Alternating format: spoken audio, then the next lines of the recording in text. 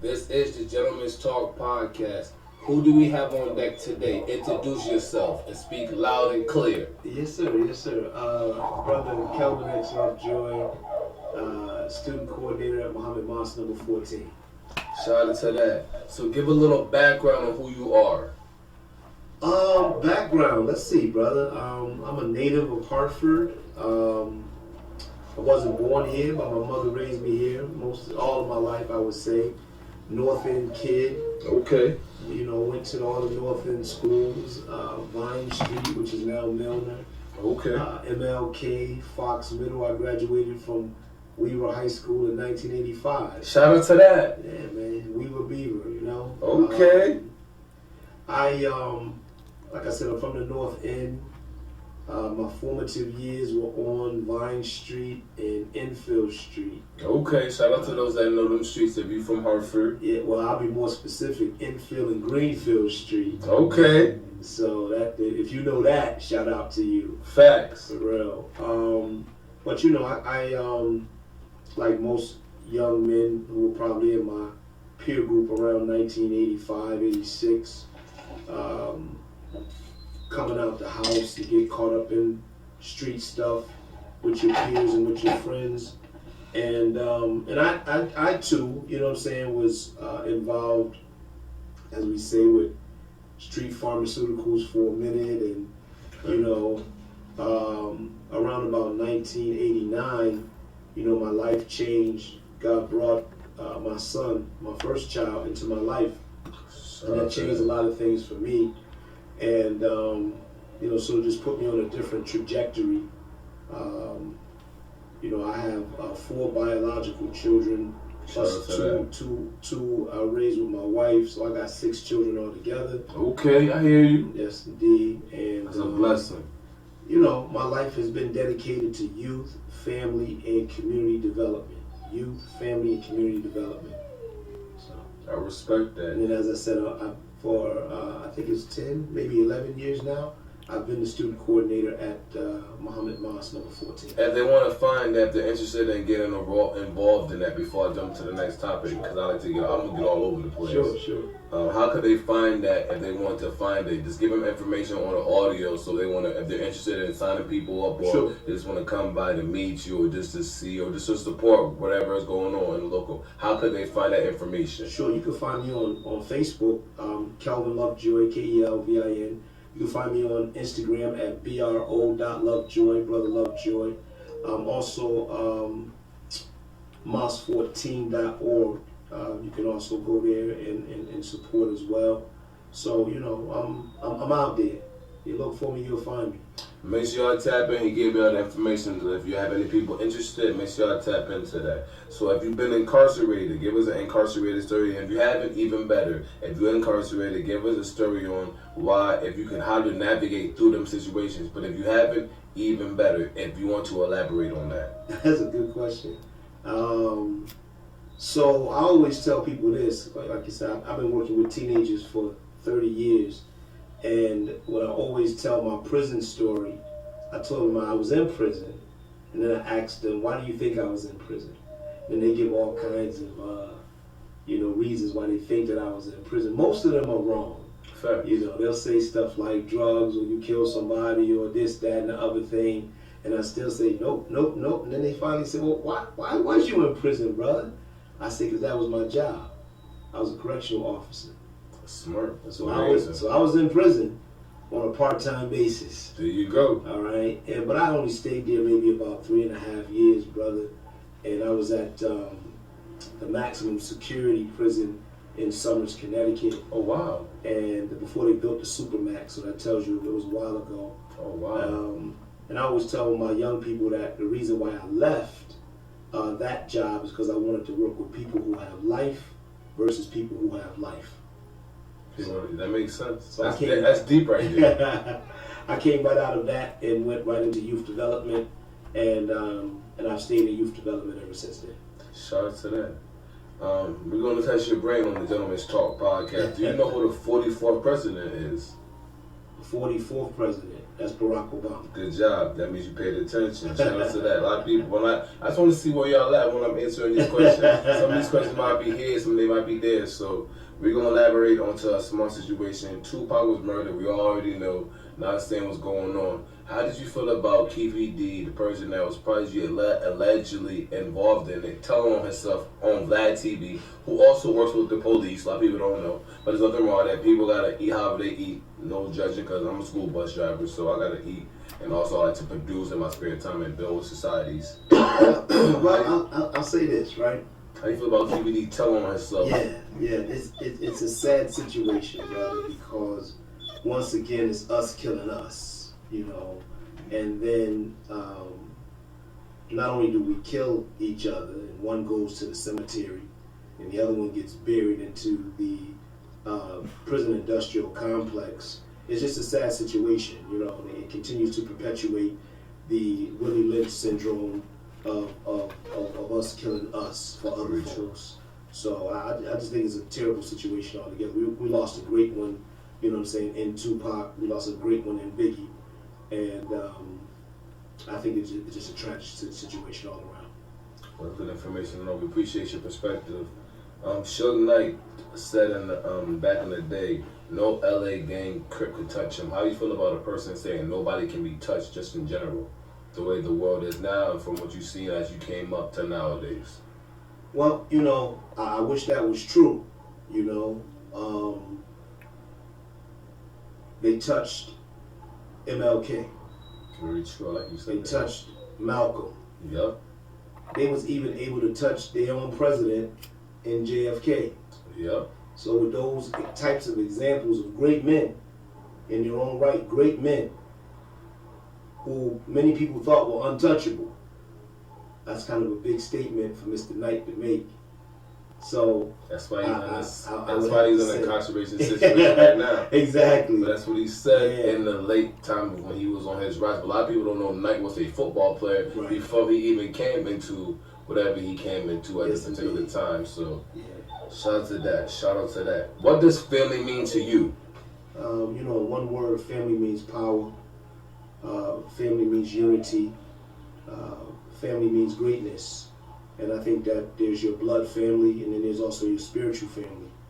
And so, you know, many a times, and within our blood family, we may not find the types of spiritual ties that we're looking for. And so, you know, you just have to continue to grow and connect with people that's moving in your same direction, and then they become your family. Very true. R.I.P. to Kevin Samuels. Do you know who Kevin Samuels is? Kevin Samuels, I believe I've heard the name before, yes. What is your perspective on him before he passed away?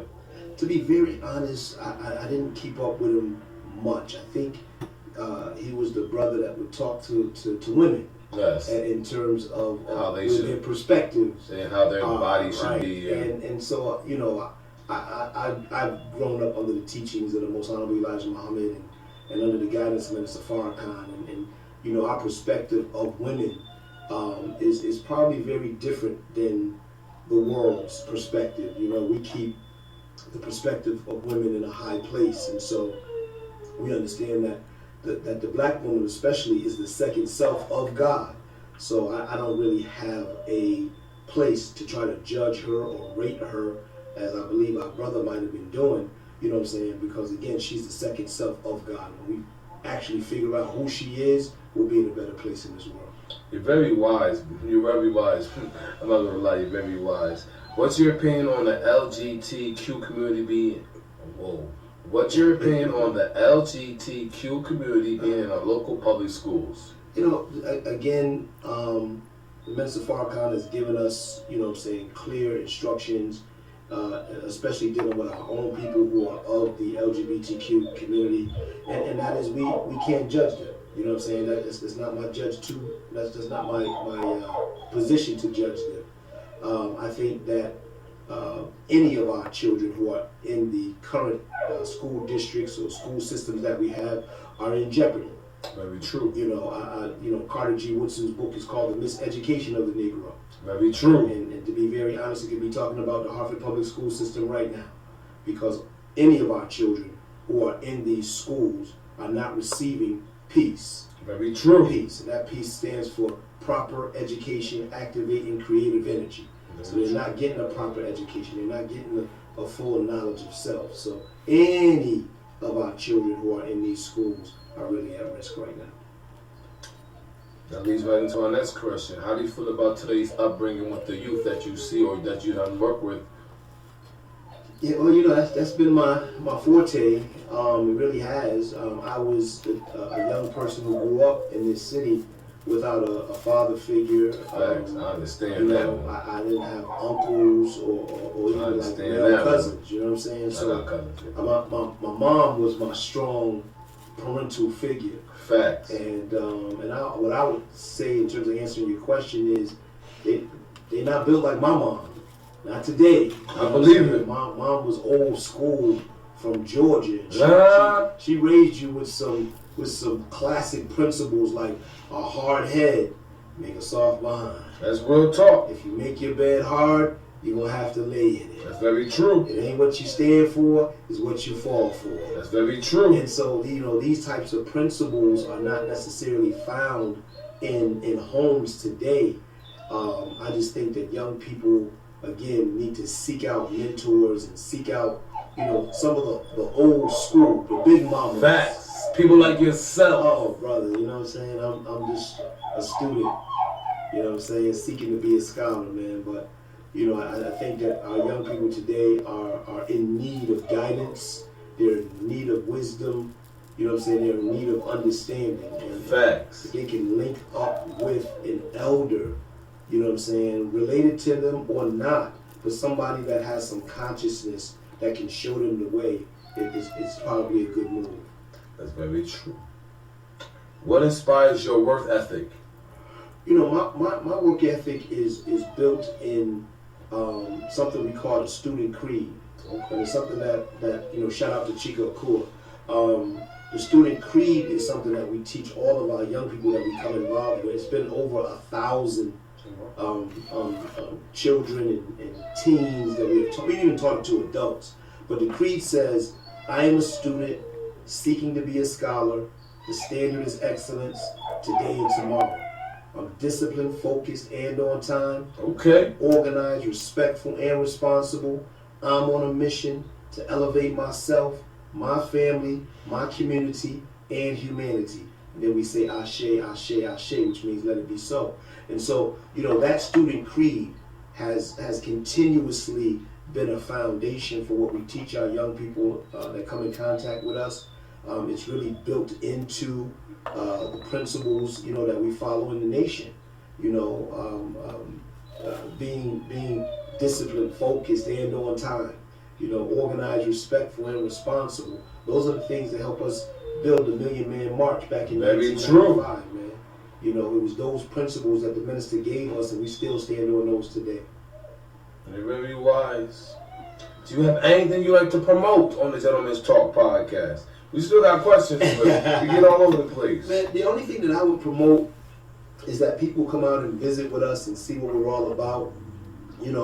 Muhammad Mosque number 14 is at 2550 Main Street at the corner of Main and Westland Street.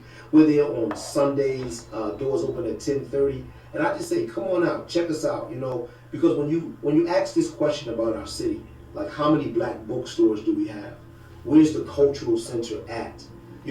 Where can I find black culture, right? Facts. We have it. We it's not even about the religion. Forget about that. We'll talk about that later. Let's just talk about our culture. Our culture. Because our culture will then guide us along the path back to perfection. It's a fact. So, we strive to promote the best of our culture, brother. And we just tell people, come on out and visit with us, and we guarantee you that you'll enjoy yourself. Tell them the days that y'all are there one more time Sure. before they didn't catch. So for those that didn't miss it. Yep. So we're on Sundays at 2550 Main Street, Muhammad Mosque number 14. Doors open at 10:30 a.m. sharp. We're also there on our Wednesday night live program. That's at 7:30, same address, 2550 Main Street. We teach you on Sunday. We teach you on Wednesday. Come on out. Appreciate that. Do you feel like the men that you know have discipline? Ask me that again. Do you feel like a lot of men have discipline? I'm very fortunate. I'm very fortunate to have come into a body of knowledge that promotes discipline for men. It promotes discipline for our women and our children also, but especially for that man. You know, we even have a commercial. You can Google it, right? We have a commercial. It's the FOI commercial. Okay. And when it comes on, it says, there is a need in our community for a universal change, but it has to start with the man. Very true. And so, you know, I'm fortunate to be part of a brotherhood. That brotherhood can be found anywhere you see us with the suits and bow ties on, right? And you know, we train our men to be disciplined. We don't necessarily come in disciplined when we come into this body of knowledge, but you know, over time, the training and the skill be sharpened up. I will say this, people will say colleges, but you do need some form of, you need some form of specialized